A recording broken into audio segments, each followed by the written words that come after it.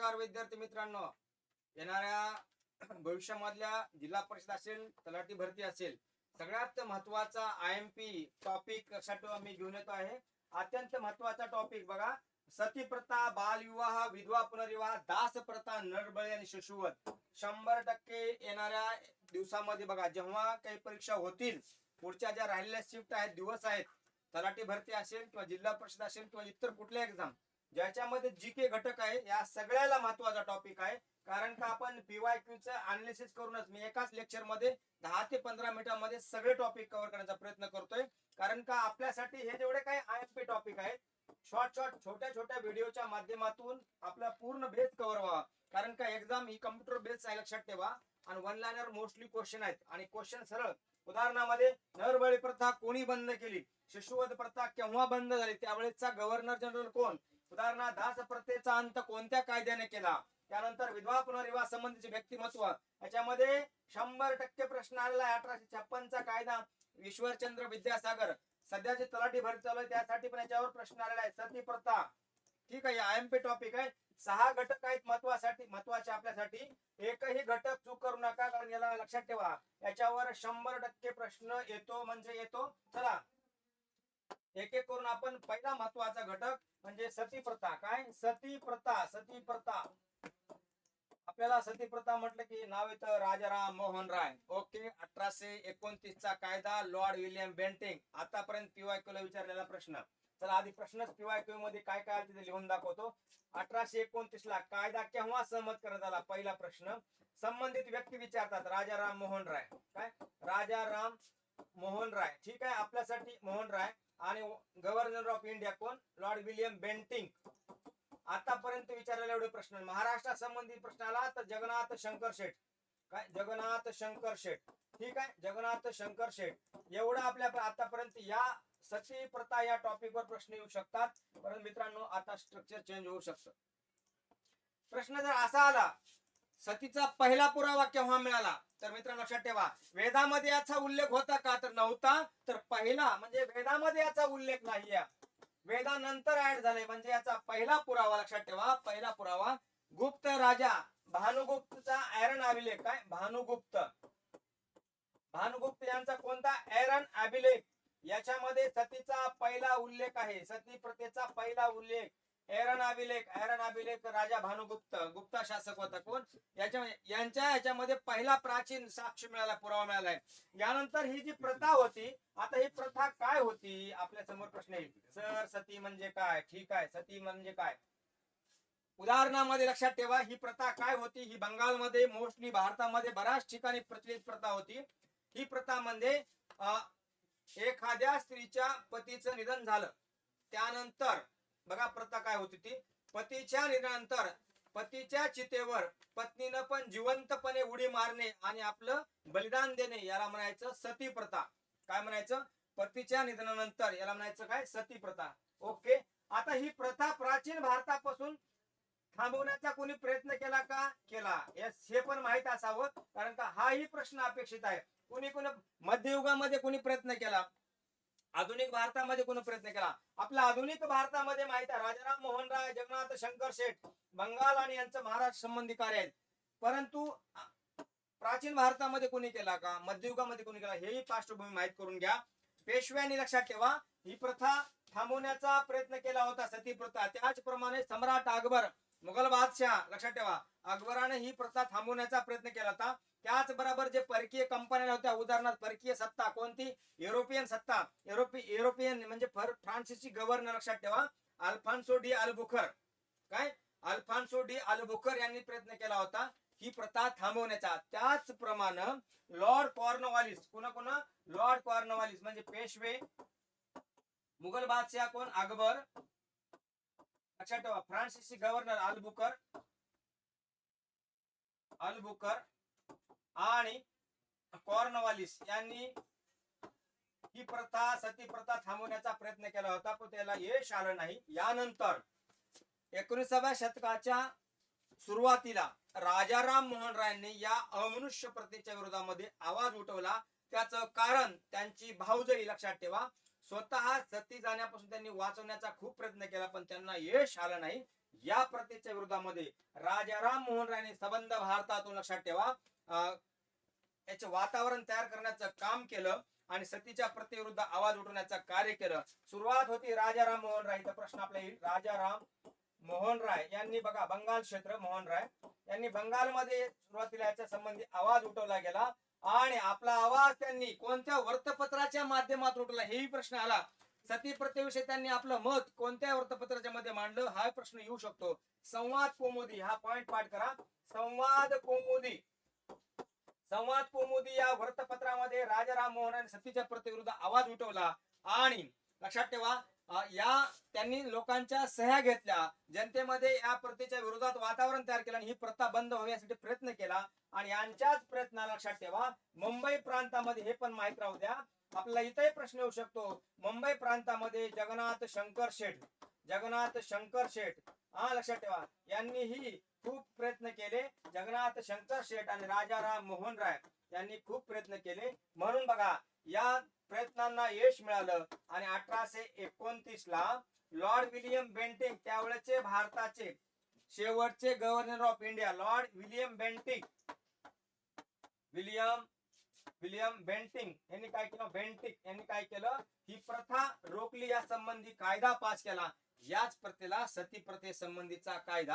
आता हा कायदा इथं आपल्याला आणखी एक प्रश्न येतो. हा जो सतीचा कायदा होता सुरुवातीला लक्षात ठेवा हा सतीचा कायदा कधी पास झाला 29 ला.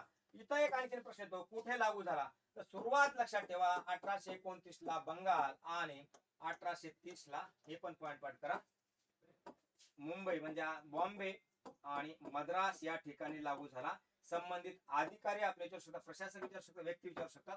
Jagannath Shankar Sheth, Rajaram Mohan Roy, lord William Bentinck संबंधित त्यांचं वृत्तपत्र आणि प्राचीन पुरावा याच्या बाहेर प्रश्न सती प्रथेवर जाणार नाही. त्यानंतर पुढची बघा प्रथा आपल्याला ही माहित राहू द्या. पुढची प्रथा आहे त्याच्यावर प्रश्न वारंवार येतो बालविवाह. काय बालविवाह संबंधीचा कायदा आपल्याला ही गोष्ट माहित राहू द्या बालविवाह संबंधीचा. कारण का हा चाइल्ड विवाह खूप महत्वाचा आहे.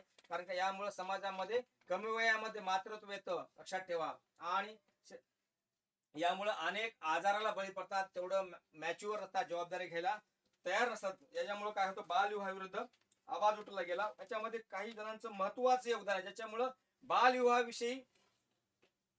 बालविवाहामुळे अनेक सामाजिक समस्या उदाहरणामध्ये जर कमी वयामध्ये विवाह झाला आणि पतीचं निधन झालं तर विधवांचा समस्या लक्षात ठेवा मातृत्वाची समस्या. याच्यामुळे महत्वपूर्ण या विवाहाला रोखण्यासाठी अनेक व्यक्तींनी कार्य केलं. उदाहरणामध्ये केशवचंद्र सेन असेल परंतु त्यांच्याकडून स्वतःच उल्लंघन झालं होतं. बघूया आपण एक एक करून. याच्यामध्ये बालविवाह संबंधीचे काही महत्वाचे कायदे होते काही व्यक्ती होते. बालविवाह हा घटक महत्वाचा आहे. याच्यामध्ये महत्वाचे बघा बालविवाह या संबंधीचा पहिला कायदेशीर म्हणजे बालविवाह रोखण्यासाठी उदाहरणामध्ये सध्याचं उदाहरण सांगतो. 18 वर्ष मुलीसाठी आणि मुलासाठी किती 21 वर्ष आहे. ठीक आहे काय लग्नाचं म्हणजे बॉईज आणि गर्ल 18च्या अगोदर विवाह करणे याला म्हणायचं बालविवाह. उदाहरण सांगितलं मी तुम्हाला. ठीक आहे म्हणजे बालविवाह ही कन्सेप्ट आहे. लग्नाचं वय होण्याच्या पेक्षा कमी वयामध्ये विवाह करणे ठीक आहे याला म्हणायचं बालविवाह. एक संबंधीचा एक कायदा होता बघा याच्यावर प्रश्न आलाय नेटिव्ह मॅरेज ऍक्ट. काय नेटिव्ह मॅरेज ऍक्ट याच्यावर प्रश्न आलेला आहे. नेटिव्ह मॅरेज ऍक्ट केव्हा पास केला. नेटिव्ह मॅरेज ऍक्ट इथं प्रश्न याला दुसरे 2-3 नाव आहेत बघा. नेटिव्ह मॅरेज ऍक्टला ब्रह्मविवाह पण म्हणतात. काय ब्रह्मविवाह कायदा काय म्हणतात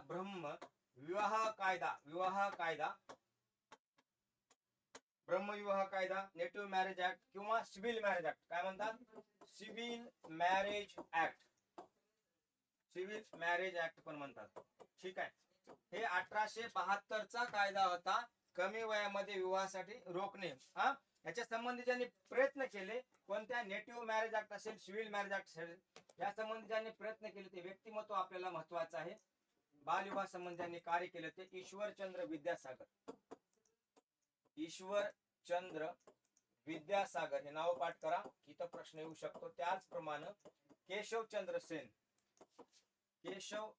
सेन प्रार्थना समाजाचे लक्षात ठेवा कोण प्रेरणादार स्थान होते कोण त्यांच्यामुळे ब्राह्मण समाजाचे आचार्य केशवचंद्र सेन. ओके आता आपण एक एक करून बघूया. केशवचंद्र सेन यांचं योगदान ईश्वरचंद्र विद्यासागर यांचं योगदान यामुळे ह्याला सिव्हिल मॅरेज ऍक्ट आता हा कायदा काय होता? खरं तर हा पण कायदा लिहिलाय, पण या कायद्याचे वैशिष्ट्य काय होते हे वैशिष्ट्य आपल्याला माहित राहावं. सिव्हिल मॅरेज ऍक्टचे आणि याचे वैशिष्ट्य काय होते? पहिला पॉईंट लक्षात राहू दे आपल्यासाठी की याच्यामध्ये विवाहाचं वय म्हणजे विवाहाचं वय किती सांगतो? बाल विवाहाचं वय, विवाह कितीला करावा, बॉईज आणि गर्ल्स याचं 8 घातली होती. मुलाचं वय कमीत कमी 18 वर्ष असावं आणि मुलीचं 14 वर्षे. याच्या नंतरच विवाह करावा. अगोदर जर विवाह केला तर तो बालविवाह आणि या कायद्याचं उल्लंघन. म्हणजे नेटिव्ह मॅरेज ऍक्ट अंतर्गत मुलासाठी 18 वर्ष आणि मुलीसाठी 14 वर्षाची अट घातली. हे एक आपल्याला येऊ शकतो खालीलपैकी कोणत्या विवाहामध्ये कमीत कमी मुलीचं वय 14 आणि मुलाचं 18 वर्ष अट घातली होती? तो कायदा कोणता? त्याला 3 नाव आहेत, ब्रह्म, सिव्हिल किंवा नेटिव्ह मॅरेज ऍक्ट. आपल्यासाठी हे माहित राहू द्या. याच्यानंतर पुढचा बहुपत्नी विवाह श्लोक आहे. याच्यामध्ये दुसरं काय होतं? समाजामध्ये अशी काही वाईट परंपरा होती, पत्नी विवाहाला रोख किंवा विवाह प्रतिबंध. या सिव्हिल मॅरेज ऍक्ट मधलं दुसरं प्रोव्हिजन होतं, समाजामध्ये असे काही घटक किंवा असे काही व्यक्ती होते, एकापेक्षा अनेक म्हणजे काय स्त्रियांसोबत विवाह करायचे, त्याला म्हणायचं बहुपत्नीत्व. काय म्हणायचं? बहुपत्नीत्व. या प्रथा लक्षात ठेवा, ही प्रथा सिव्हिल मॅरेज ऍक्ट अंतर्गत रोखण्यात आली. याच्यानंतर पुढचा विधवा पुनर्विवाहाचा पुरस्कार. काय? विधवा, हा पॉइंट पाठ करा, आयएमपी करा. कोणत्या कायद्याने विधवा पुनर्विवाहाचा पुरस्कार केला होता? कोणत्या कायद्याने विधवा पुनर्विवाहाचा पुरस्कार केला होता? तर 1872च्या नेटिव्ह मॅरेज ऍक्ट कायद्याने विधवा पुनर्विवाहाचा पुरस्कार केला होता. याच्यानंतर याच्या संबंधी दुसरा एक कायदा होता, याला आपण 1 नंबर देऊया. 1872चा नेटिव्ह मॅरेज ऍक्ट. त्यानंतर पुढचा महत्वाचा कायदा होता ज्याला आपण म्हणतो एज ऑफ कन्सेंट. मी मागच म्हणले डॉक्टर रखमाबाई राऊत खटला. लोकमान्य टिळकांनी ज्या खटल्याला विरोध केला होता, रमाबाई रानडे लक्षात ठेवा, यांनी ज्या खटल्याला सपोर्ट केला होता, हा महत्वाचा कायदा कॉन्ट्रोवर्शियल होता हा महाराष्ट्राचा. याच्या संबंधी त्यावेळेच म्हणजे समाजामध्ये काही प्रथा अशा होत्या, या संबंधी टिळकांनी विरोध केला, तर रमाबाई रानडे यांनी सपोर्ट केला होता. असा कायदा बघा, फेमस व्यक्तिमत्व ज्यांच्या संबंधी हा कायदा आहे, डॉक्टर रखमाबाई राऊत. त्याला आपण म्हणतो संमती वयाचा कायदा, एज ऑफ कन्सेंट ऍक्ट. संमती वयाचा कायदा. हा कायदा कधीचा आहे? आयएमपी करा, 1891चा आहे. आयएमपी करा, हा कायदा परीक्षेला येतो. संमती वयाचा कायदा, एज ऑफ कन्सेंट ऍक्ट 1891ला. याच्यामध्ये अनेक व्यक्तीचं योगदान आहे, लक्षात ठेवा. कुणाचं? मलबारी, बेहरामजी मलबारी यांचं पण या कायद्या संबंधी योगदान आहे. त्याच्यानंतर या कायद्यामध्ये काय, संमती वयाच्या कायद्यामध्ये विवाहाचा अट होती, ही पण आपल्याला माहित राहू द्या. मुलांसाठी आणि मुलीसाठी, बॉईज साठी अट होती 18 वर्ष आणि मुलींसाठी अट होती गर्ल्ससाठी 12 वर्ष. काय होती? 18 आणि 12 वर्ष. त्याच्यामध्ये किती होती? 18 आणि 14 वर्ष. आपल्यासाठी माहित राहू द्या. याला विरोध केला होता लोकमान्य बाळगंगाधर टिळकांनी, या कायद्याला विरोध केला होता. आपल्यासाठी हा महत्वाचा कायदा आहे. कोणता? तुम्ही म्हणताल सर संमती वयाचा कायदा महत्वाचा काय? कारण या कायद्याला लोकमान्य टिळकांनी विरोध केला. पंडित रमाबाई रानडे असतील, मेहरामजी मलबारी यांनी सपोर्ट केला होता. यानंतर विवाह संबंधीचा आणखीन एक कायदा पास होतो, त्याला आयएमपी करा, ज्याच्यावर आताच टीसीएस ने प्रश्न विचारलाय, आय थिंक मागच्या वर्षी QIQ मध्ये. शारदा कायदा, त्याला शारदा कायदा. 1929चा फेमस कायदा आहे. काय? शारदा ऍक्ट. हे अजमेर बघा यूपी मधल्या ठिकाणी डॉक्टर हरविलास शारदा म्हणून व्यक्ती होते.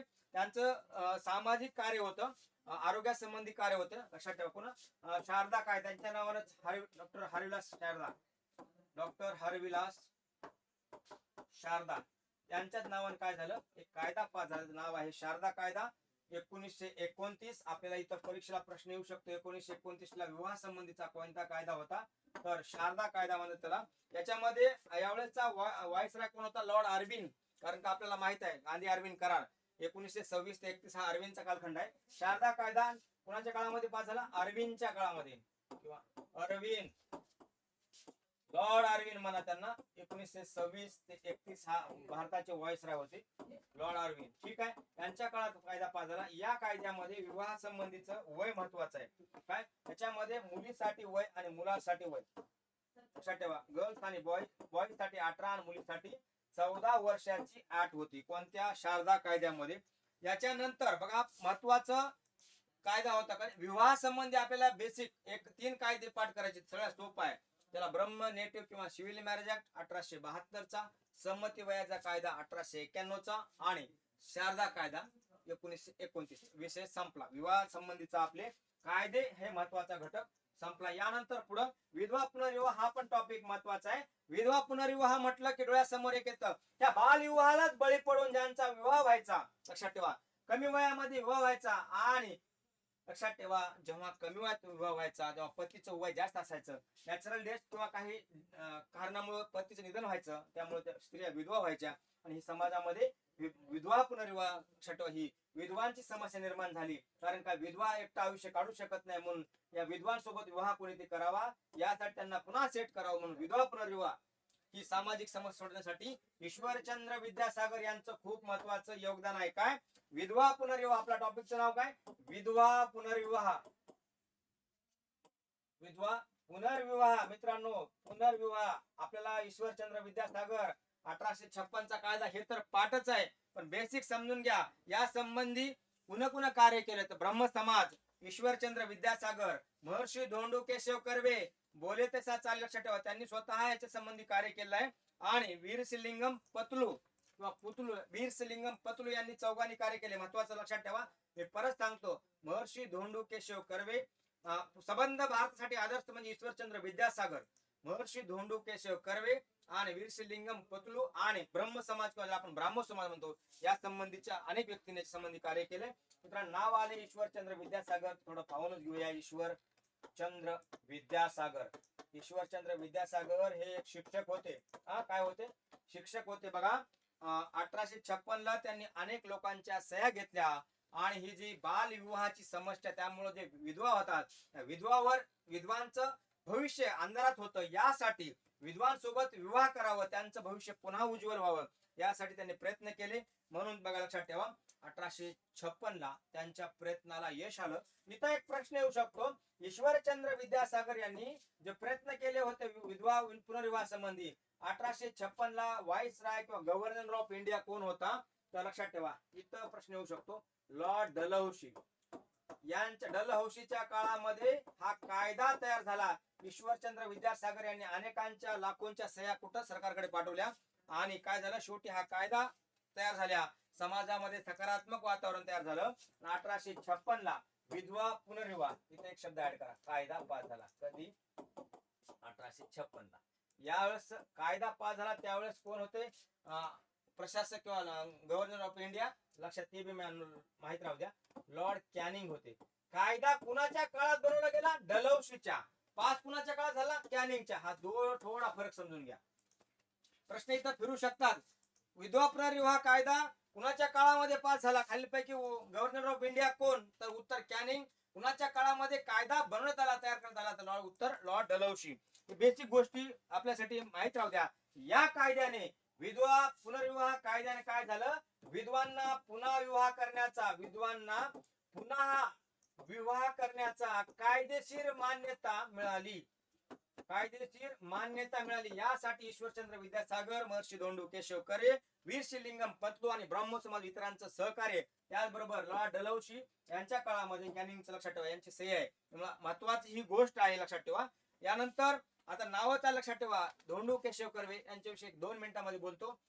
त्यांनी बघा स्वतः, लक्षात ठेवा, एका विधवेशी विवाह केला होता. काय? लक्षात ठेवा, आपल्याला ही गोष्ट माहित राहू द्या. त्यानंतर त्यांनी 1899 ला, याच्यावर पण TCS मागच्या PYQ मध्ये प्रश्न विचारलाय, विधवा, लक्षात ठेवा, काय आश्रमाची 1899 ला स्थापना केली होती. पुन्हा महर्षी धोंडू केशव कर्वे यांनी विधवांसाठी आश्रम, त्याला विधवा आश्रम म्हणतो, 1899 ला स्थापन केलं होतं. आणि याच्यानंतर आपल्याला माहितीच आहे पुढं कोणता? ब्रह्म कायदा 1872 ला. चला, यानंतर ईश्वरचंद्र विद्यासागरांचे योगदान आहे. पुढं महत्वाचं दास प्रथा. मित्रांनो, हा खूप महत्वाचा, पुढचे 3 नरबळी, दास प्रथा, शिशुवध प्रश्न येतो. दास प्रथा ही समाजामध्ये प्राचीन काळापासून आहे प्रथा. काय? दास प्रथा हे समाजात प्राचीन काळापासून आहे.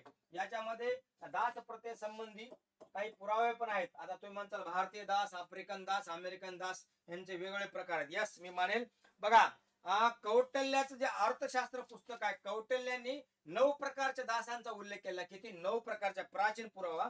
बघा, परंतु भारतीय दास, ज्याला आपण इंडियन स्लेव्ह म्हणू, भारतीय दास हे युरोप पेक्षा वेगळे आहेत, लक्षात ठेवा. युरोपचं कल्चर, संस्कृती वेगळी, भारतीयांची वेगळी. याच्या संबंधी बघा महत्वाचं मध्य काळामध्ये आणखी एक आपल्याला डिपार्टमेंट मिळतं बघा, मध्ययुगीन भारत. मध्ययुगीन भारतामध्ये कोणता? दिल्ली सल्तनत. इथं फिरोजशाह तुगलक, लक्षात ठेवा, तुगलक डायनास्टीचा काय शासक होता, सुलतान होता. फिरोजशाह तुगलक यांनी काय केलं? दास व्यापार, दासांच्या व्यापारावर बंदी आणली होती. व्यापारावर बंदी आणली होती फिरोजशाह तुगलक. हे आपल्याला माहिती राहू द्या. दासांच्या व्यापार पुन्हा फिरोजशाह तुगलक, मोहम्मद बिन तुगलकाच्या नंतरचे सत्र आले फिरोजशाह तुगलक यांनी दासाच्या व्यापारावर बंदी आणली होती. तसंच यांनी एक वेगळा विभाग स्थापन केला होता. हा प्रश्न राहू द्या.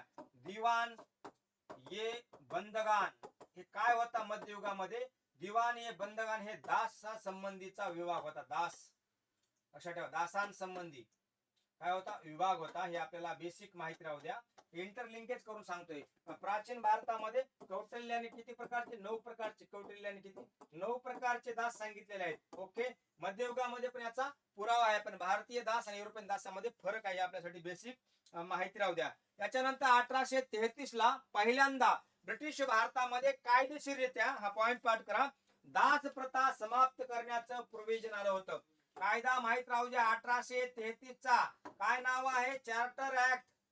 चार्टर ऍक्ट 1833 चा. या कायद्यामध्ये पहिल्यांदा दास प्रथा समाप्त करण्यासंबंधीचं प्रोव्हिजन, लिगली प्रोव्हिजन आलं होतं. काय आलं होतं? Legally provision. परंतु शब्द टाका, परंतु हे माहिती राहू द्या, आपल्याला कन्फ्युज करेल.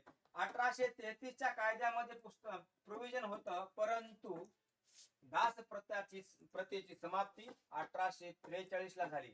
आता मला सांगा 1843 ला भारताचा गव्हर्नर कोण होता?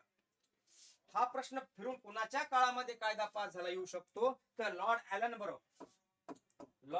ॲलन बरोच्या काळामध्ये दास प्रथेसंबंधी कायदा पास झाला आणि दास प्रथेची ही काय झाली? समाप्ती झाली कायदेशीररित्या. कोणत्या कायद्यात तरतूद होती? 1833 च्या चार्टर ऍक्ट मध्ये. आणि कुणाच्या काळात सहमत झाला? लॉर्ड ॲलन बरोचा. मेटकाप, ऑकलँड, ॲलन, आपल्याला हे माहित राहू द्या, क्रम आहे लक्षात ठेवा. ऑकलँड, मेटकाप, ॲलन बरो. हा ठीक आहे. लॉर्ड ॲलन बरोच्या काळामध्ये हा कायदा पास झाला. तब्बल कायदा कधी झाला? 33 ला. 10 वर्षानंतर हा कायदा समाप्त झाला, किंवा या कायद्याने समाप्त केलं. कोण्या? 33 च्या कायद्यातलं प्रोव्हिजन लॉर्ड ॲलन बरोने 43 ला समाप्त केलं. हा प्रश्न येऊ शकतो परीक्षेला. कन्फ्युज कसं करतात बघा आपल्या समोर. 33, 43, 53 बघा. 1853 देतील ना, 1953. 1853 घ्या आणि 1823. तिन्ही महत्वाच्या घटना आहेत. आपल्याला उत्तर कायद्याची समाप्ती 1843 हे लक्षात राहू द्या. संबंधित व्यक्ती आलं तर आपण तिथे कन्फ्युज करू शकतात. बेंटिंग विचारू शकतात. ॲलन बरो, मेटकाप, बेंटिंग आणि ॲलन बरो यांच्या संबंधित हॉर्डिंग हे महत्वाचेच आहेत. यानंतर कायदेशीररित्या समाप्ती झाली कशाची? दास प्रथेची. आता बघा, दास प्रथेची समाप्ती आपण बघितली 1843 ला. ओके. 1833 च्या कायद्यात प्रोव्हिजन, ठीक आहे. आता यानंतर पुढची प्रथा नरबळी. जरा लॉजिक लावा. नरबळी, जिवंत माणसाला बळी देणे.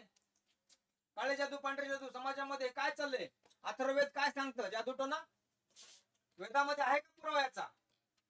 ठीक आहे. बघा, प्राचीन वेद, ऋग्वेद कशा संबंधी, सामवेद कशा संबंधी, यजुर्वेद कशा संबंधी, अथर्ववेद कशा संबंधी. आता मी जर विचारलं की बाबा जादूटोना संबंधी प्राचीन भारतामध्ये कोणता पुरावा आहे, सर्वात अगोदर आपण सरळ म्हणतो, काय म्हणतो? अथर्ववेद. याच्यामध्ये वेगळ्या प्रकारचं काहीतरी आहे, बरोबर आहे. ही भारतामध्ये नरबळीची प्रथा कोणत्या समाजामध्ये प्रचलित होती? भारतीय समाजामध्ये प्राचीन काळापासून. लक्षात ठेवा, प्राचीन काळापासून तंत्र मंत्र, ज्याला काळी जादू, पांढरी जादू, विश्वास ठेवणे, काय अंधश्रद्धा, हे काय होती? प्रथा होती. पण ही प्रथा अमनुष्य होती. काय अशी होती? अमनुष्य. काय होती? अमनुष्य म्हणजेच काय? अघोरी प्रथा होती. एखाद्या जीवाला धोका पोहोचणारी प्रथा होती. याच्या विरोधामध्ये लक्षात ठेवा, भारतातील त्यावेळेसचे 19व्या शतकाच्या मध्यामध्ये शिकलेल्या लोकांनी आवाज उठवला. म्हणूनच ब्रिटिश म्हणतात बघा, ह्या सगळ्या प्रथा बघून, आपलं सगळं बघून, व्हाईट मॅन बर्डन थेरी म्हणजे काय? आमच्या गोऱ्यावर तुमचा म्हणजे कृष्णवर्णीयांचा विकास करण्याची जबाबदारी आहे. व्हाईट बर्डन थेरी, ठीक आहे. परंतु लक्षात ठेवा, ह्या समाजाच्या प्रथा कशा होत्या? अमनुष्य होत्या, म्हणजे मानवी जीवाला धोका पोहोचणाऱ्या आणि विघातक होत्या. याच्या संबंधी 1844 ला, पुन्हा 1844 लक्षात ठेवा.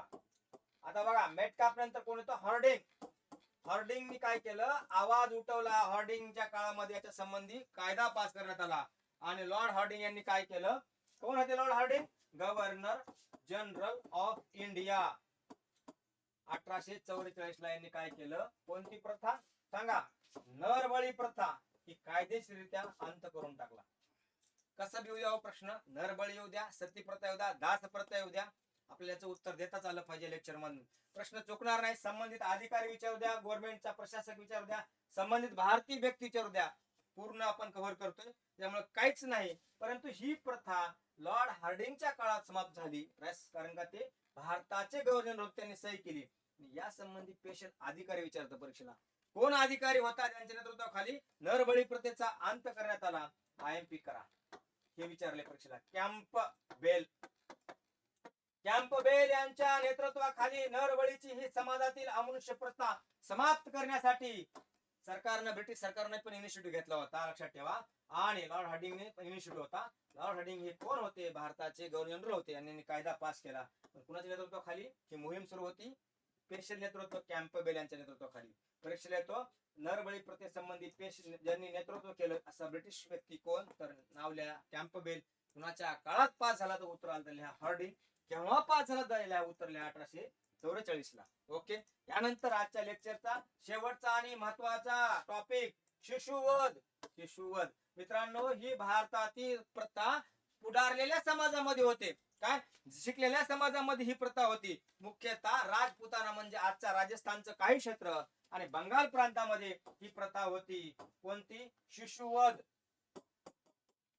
शिशुवध प्रथा. ही प्रथा आपल्याला माहित राहू द्या. शिशुवध प्रथा, याच्यावर पण प्रश्न येतो, कारण त्याला सोप्या भाषेत मला सांगायचं, कन्यावध म्हणा. कन्यावध. ठीक आहे, म्हणजे आता तुमच्या लक्षात येईल कन्यावध शिशुमध्ये. आता या संबंधी अनेक ब्रिटिश भारतातील गव्हर्नर असताना, गव्हर्नर जनरल असताना, गव्हर्नर ऑफ इंडिया असताना, व्हाईसरॉय असताना याचा अंत केला. आपण क्रमबद्ध बघूया, इथं प्रश्न कन्फ्युज करू शकतो. या संबंधित ज्यांनी कार्य केलं बघा, या संबंधी कोणत्या शिशुवध संबंधी ते अधिकारी ब्रिटिश गव्हर्नर हे आपल्याला माहित असावे. सुरुवातीला 1795 दरम्यान जॉन शोर यांनी हे कार्य केलं होतं. कोण? जॉन शोर यांनी. पण त्यांना यश आलं नाही 1795 ला. कधी? 1795 ला, हे माहित राहू द्या. यानंतर पुन्हा जॉन शोर नंतर पुढचं व्यक्तिमत्व आलं लॉर्ड वेलस्ली. काय? कारण का Lord Wellesley treaty of subsidiary alliance, सहाय्यक संधीचे जनक लॉर्ड वेलस्ली यांनी पण खूप प्रयत्न केले, पण यांना पण यश आलं नाही. वर्ष आहे 1804. ही प्रथा ते समाप्त करू शकले नाहीत. त्यांनी काय केलं? या कन्या हत्या किंवा शिशुवधला साधारण हत्या दर्जा दिला. त्याच्यानंतर आता हे कोण होते? Lord Wellesley. कोण होते सांगा? भारताचे नव्हते, काय बंगालचे गव्हर्नर जनरल होते. कोण? Lord Wellesley. यांच्यावर एक प्रश्न येतो, सहाय्यक संधीचे जनक ज्याला आपण म्हणतो, सहाय्यक मराठी भाषेत म्हणा त्याला तैनाती फौजेचे जनक. तैनाती फौजेचे जनक कोण होते? Lord Wellesley. तुमच्या आता लक्षात येईल प्रश्नानंतर प्रश्न. त्यानंतर पुन्हा प्रयत्न ज्यांच्या नेतृत्वाखाली झाला, विलियम बेंटिक, ज्यांनी सतीचा कायदा आणला भारतामध्ये. लॉर्ड विलियम बेंटिंग यांच्या काळामध्ये पण ही प्रथा बंद होण्यासाठी खूप प्रयत्न झाला, लॉर्ड विलियम बेंटिंग. परंतु यांनी बघा काय केलं? कायद्याद्वारे यांनी खूप प्रयत्न केला, लॉर्ड विलियम बेंटिंग. आणि यानंतर लॉर्ड हार्डिंगच्या काळामध्ये या प्रथेचा समाप्ती करण्यात आली. पुढचं व्यक्तिमत्व लॉर्ड हार्डिंग.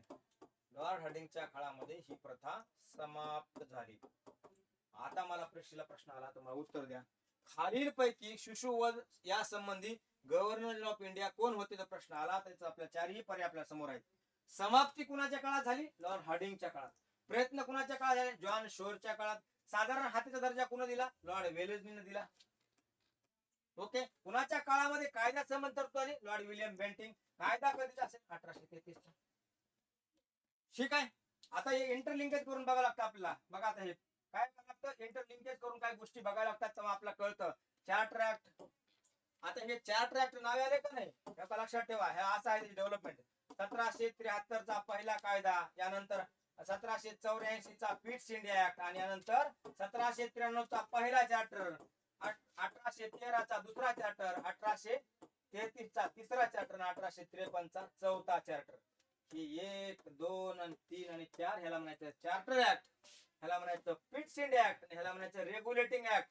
याच कायद्यामध्ये पहिल्यांदा भारतामध्ये सुप्रीम कोर्ट आलं होतं, ज्याला सर इलिजा एम्पे वारंवार TCS प्रश्न विचारतं. पहिले chief justice of India sir Elijah Impey कोणत्या कायद्यात तरतूद होती? ते 1774 ला स्थापन झालं होतं. त्याचे हेड होते कोण? Aamby, sir Elijah Aamby. ठीक आहे, CJI होते. ओके, हे सगळे जर तुम्हाला 73चा 84चा 93चा हे सगळे कायदे पाहिजे असेल तर लक्षात ठेवा, आमचं युट्यूब चॅनल जॉईन करा. लवकर तुम्हाला 15 ते 20 मिनिटांमध्ये सगळे कायदे तुम्हाला मिळतील. आपलं चॅनल जॉईन करा. आपल्या काही शंका असतील तर कमेंट मध्ये सांगा. आपल्या हे लक्षात राहू द्या, चॅनल जॉईन करा, कमेंट मध्ये शंका सांगा. तसंच नवीन असाल तर बेल आयकॉनचं बटन दाबा. आता आपण जे घेतले ते IMP टॉपिक होते, एक्झामच्या दृष्टीने सगळ्यात महत्वाचे टॉपिक. असेच टॉपिक मी IMP घेऊन येतोय. उदाहरणामध्ये सकाळच्या लेक्चरला मी महत्वाचे टॉपिक आले. आता पण सतीप्रथा, बालविवाह, विधवा पुनर्विवाह, दास प्रथा, कसाही प्रश्न येऊ द्या, कोणताही प्रश्न आलटून पालटून येऊ द्या, दास प्रथेसंबंधी प्रश्न चुकणार नाही, बालविवाह संबंधी चुकणार नाही, संबंधित व्यक्ती विचारू द्या चुकणार नाही, पुरावा विचारू द्या. कारण का आपण विधवा पुनर्विवाह असेल, नरबळी, सतीप्रथेचा आपण भानुगुप्ताच्या अभिलेखापर्यंत गेलो. भानुगुप्त म्हणजे आपण लक्षात ठेवा, कधी प्राचीन भारतामधला पुरावा एरन अभिलेखापर्यंत सांगितलं मी. ह्याच्या बाहेर प्रश्न जाणार नाही. ठीक आहे, असेच छोटे छोटे टॉपिक IMP टॉपिक मी घेऊन येतोय. भेटूया पुन्हा. चॅनल सबस्क्राईब करा, बेल आयकॉनचं बटन दाबा. थँक्यू व्हेरी मच, धन्यवाद.